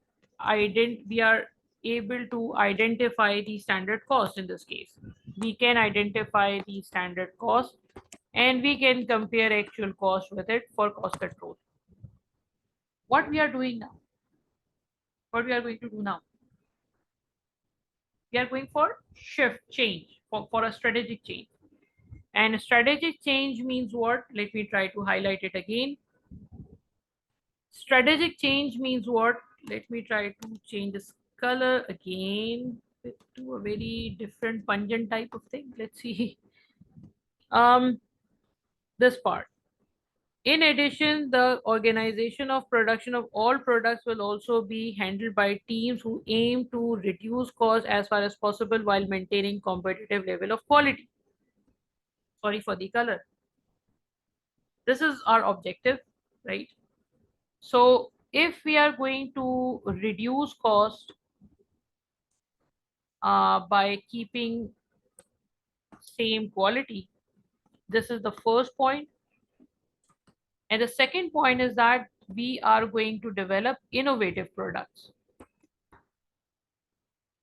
Continuously, we are going to innovate the production process. Do you think Kaizen costing is going to support you?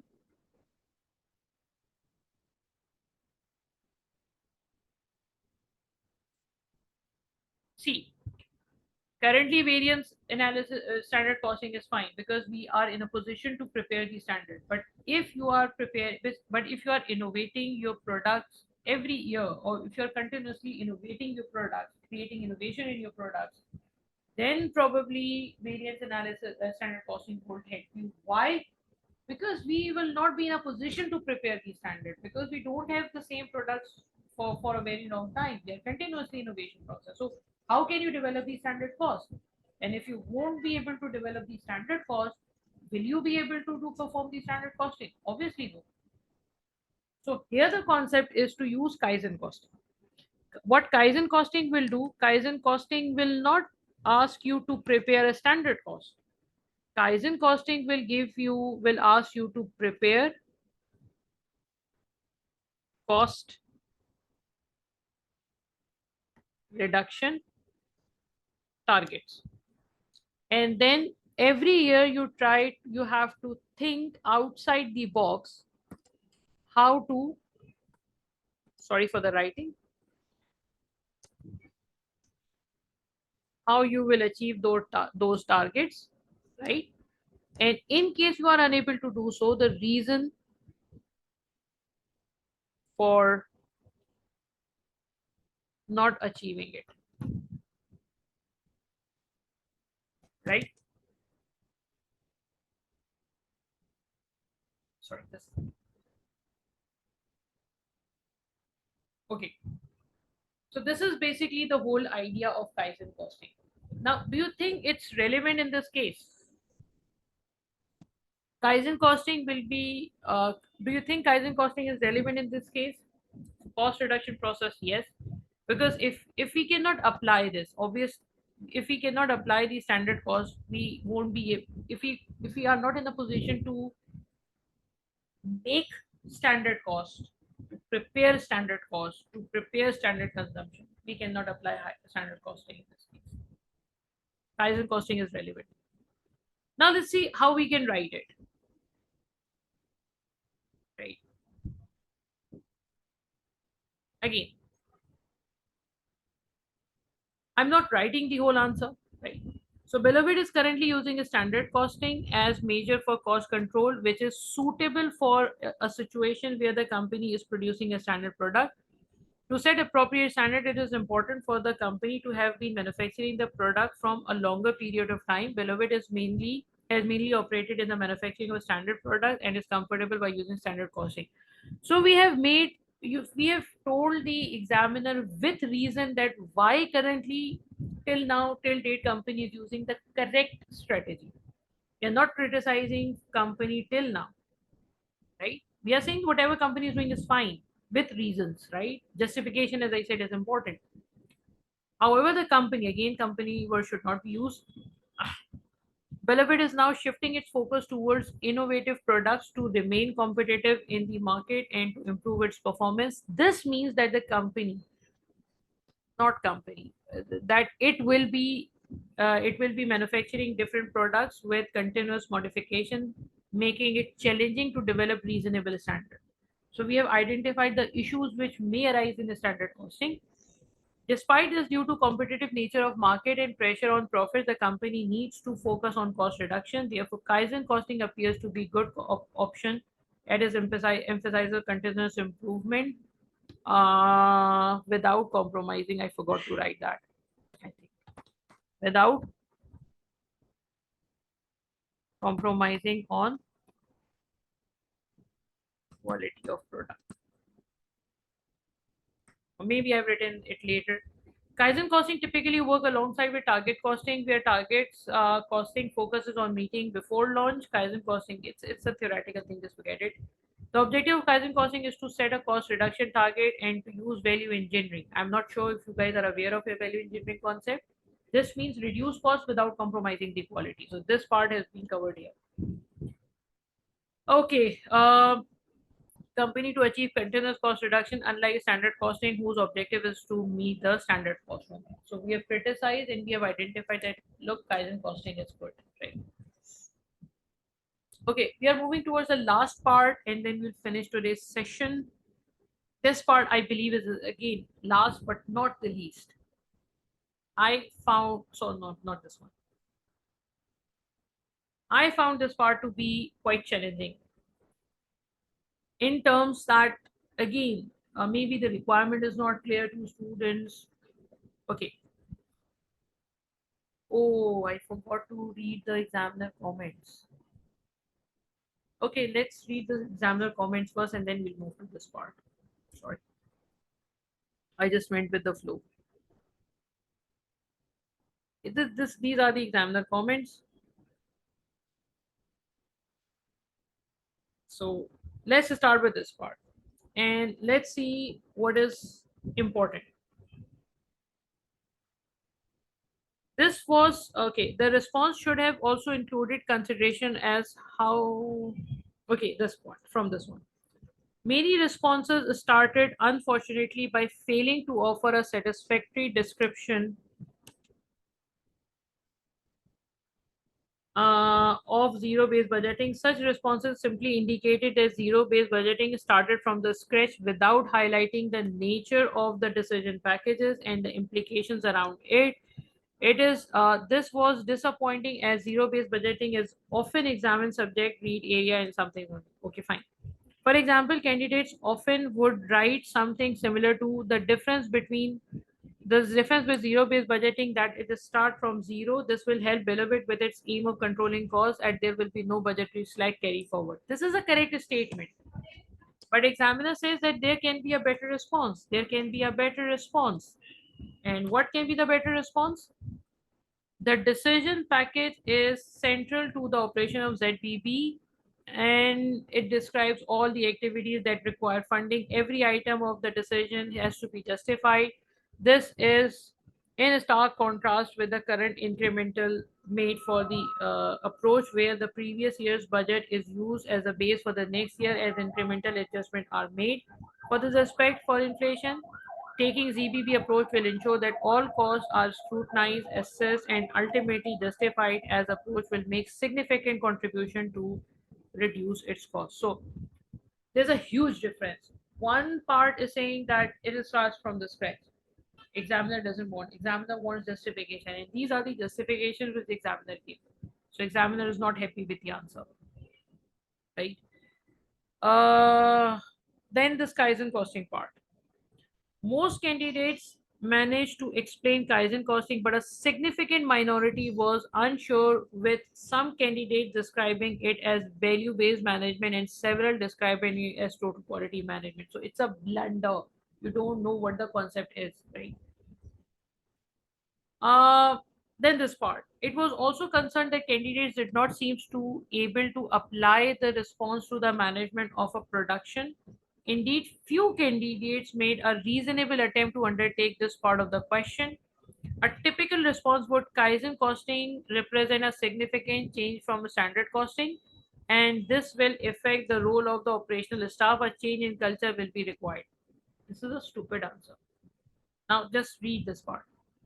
Kaizen costing differ from a standard costing in that it sets a regular cost reduction targets rather than setting annual standards and control variances. In terms of the production process, employees are empowered in Kaizen costing and encouraged to be involved in the approach. This will help to drive incremental improvement in production costs and could see saving in development such as the layout of the production machinery in terms of actual sales. So if you have Kaizen costing knowledge, you can easily apply it. If you don't have, you will be writing just an unnecessary answers, right? So examiner report, I just read one part. Examiner's report is available for all the questions. So that's why I said that write answer and see what you where you went wrong and see if you have written did the same mistake which everyone did or not, right? Then the last part, Velvet has large. Sorry, not this one. Okay. In the discussion of budgeting and costing changes at a recent board meeting, the one director suggested that zero based budgeting should become the method of budgeting for the whole business beyond just product development, not for product development, but all. And the another director expressed concern that Kaizen costing did not fit with zero based budgeting, neither on practical nor on cultural terms. The board meeting then dissolved into a confused discussion of new costing methods. Now, you are required to evaluate whether Kaizen costing would fit with zero based budgeting in controlling production cost. Production cost means manufacturing cost. Right. Now, again, it's the end of this part. So, what we can write? I'm giving you 2 to 3 minutes to think, 2 minutes to think that what is the requirement, what we can write, and then we will start.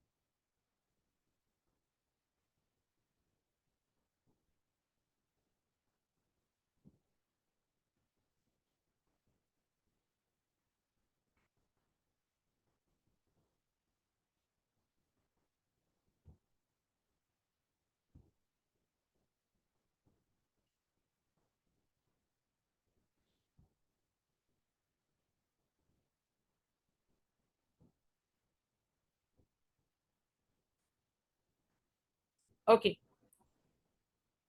See, what is the problem? If we apply zero based budgeting to whole organization, then what can be the problem? The problem can be, see, the what we are saying that we are continuously manufacturing new products, right? So in that case, zero-based budgeting is relevant because zero-based budgeting start from the scratch, right? And these production processes are starting from the scratch. But the problem is, if you are saying that the same procedure will be applied to the manufacturing process as well, then that can be a problem. Because if you are saying that we will do Kaizen costing, along with that Kaizen costing need last year data in order to set the goals, right? Okay, what will be the cost reduction goals, right? So if you are using zero based budgeting, you will be with the fact that no, we cannot use any prior information. If we are using Kaizen costing, for that you must have prior information, right? So this means that no doubt that both work in a very similar direction. Both work in similar direction, but both are cost controlling method. But the mechanism is quite different. One believes that nothing has been done in past, and one believes that no, we need past information, right? So technically he is right that Kaizen costing and zero based budgeting should not be merged, should not be applied, cannot be applied simultaneously, right? So what can be the solution then? Solution that can be that zero based budgeting should be continued with product development, and Kaizen costing should be with the normal production process. This is a better approach. So let's see what how we can write this answer.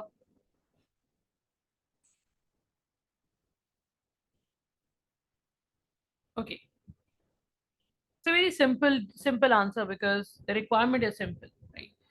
Zero based budgeting represents the budgeting process involving the idea of questioning the expenditure. Kaizen costing, on the other hand, represents a cost management approach which is designed to inspire from what the company did in past and how the cost can be further reduced, right? Zero based budgeting is relevant to the areas where discretionary decision making is there. Discretionary means you can select something and you can not select something, right? So concluding that zero based budgeting can help in one area and Kaizen costing can help in another area. So uh, this is basically how we can construct the answer, right? This is basically how we can write the whole answer in the paper. So communication can be easily identified, right? Now let's come to the professional marks. Communication, we wrote it in a proper manner, right? Analysis and evaluation, we did that because it's in analysis and evaluation is usually done if you are doing it correctly, right? Commercial acumen, commercial acumen in this part, whether that is acceptable or not. So we said that look, where it was, where we there here we so sorry, commercial acumen in this part, that we said we didn't do this, but we said that look, 13,000 is positive, so we should go with the project. This part is here, and along with that, we said that zero based budgeting should be applied, Kaizen costing should be applied. So this comes under the heading of commercial acumen. And where this skepticism comes in, skepticism is actually here, that we need to question why company wants to have same zero based budgeting for the whole organization. So we don't know, we don't need to do that. We said that no, it's not justified. We should use different things, different in different terms, right? So this is basically it, and this is basically how we can construct the answer. One thing I would like to add at the end of this session is that if you take care of the whole question properly, if you write all the requirements with concentration, keeping everything in mind, then ultimately you will get all professional marks. Because in that case, you will be properly writing the answer, communication part, you are making the analysis, evaluation properly, second professional marks part. If you are, if you can pick some issues in the question where you can question the examiner where you can question the approach that look why you are doing this. This is a reasonable approach. That is the skepticism part. Commercial acumen, again, if you have a proposal which you have to defend or you have to analyze whether that has been done correctly or not. I mean, that is acceptable or not. That comes under the professional acumen. So now examiner uh, is keeping these points in the question. All what you need to do is to pick those points and write the answer. And don't worry if you are right if you are addressing all the requirements of the question correctly, then you will end up probably getting maximum professional marks, right? So anything would you like to ask, you may write in the chat box. And if you want to have the recording of this lecture, then please do fill that form which has been shared in the chat box or in the WhatsApp group so that you can get the recording of this particular live session. Anything would you like to ask, you can ask, otherwise we will end this session. All right. So take care of yourself. Have a nice day. Allah Hafiz.